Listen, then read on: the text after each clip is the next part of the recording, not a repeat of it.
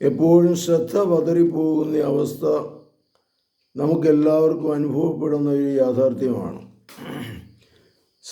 പ്രാർത്ഥന ചെല്ലുന്ന സമയത്ത്, കൊന്ത ചെല്ലുന്ന സമയത്ത് അല്പം കഴിയുമ്പോഴേക്കും ശ്രദ്ധ എല്ലായിടത്തിലും പോകും.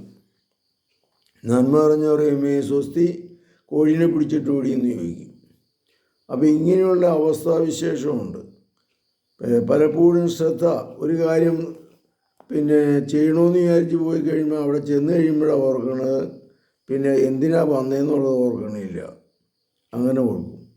പിന്നെ ചെന്ന് കഴിയുമ്പോൾ ഒരു സാധനം എടുക്കാൻ പോയിട്ട് ആ സാധനം എടുക്കാൻ പറ്റുന്നില്ല, വേറെ വല്ല വഴിക്കൊക്കെയും പോകും, അങ്ങ് പോകും. ശ്രദ്ധ പതറിപ്പോകുന്ന അവസ്ഥ ഒരു വല്ലാത്ത അവസ്ഥയാണത്.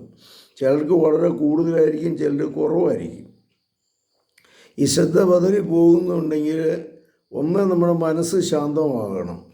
രാവിലെയും വൈകുന്നേരവും ചാടി എഴുന്നേറ്റ് ഓരോ കാര്യങ്ങൾ എന്തൊക്കെയാണ് ചെയ്യാനുള്ളതെന്നൊന്ന് ഓർമ്മിക്കുക. അത് ശ്രദ്ധ പതറിപ്പോകാതിരിക്കാൻ നല്ലതാണ്.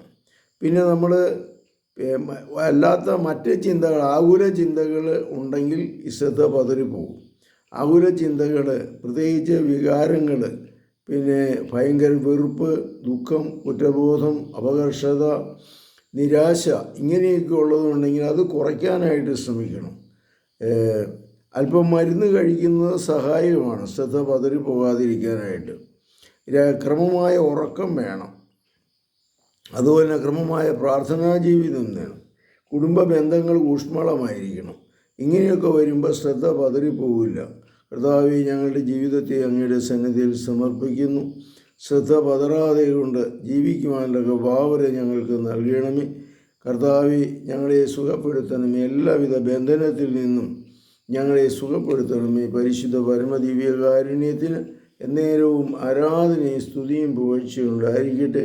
കർത്താവ് എനിക്ക് നൽകിയ അധികാരം ഉപയോഗിച്ച് നിങ്ങളുടെ മനസ്സിൻ്റെ എല്ലാ വികലതകളെയും ബലഹീനതകളെയും പാപത്തെയും പാപ സാഹചര്യങ്ങളെയും പൈശാചിക ബന്ധനങ്ങളെയും ഞാനിതാ ബന്ധിക്കുന്നു.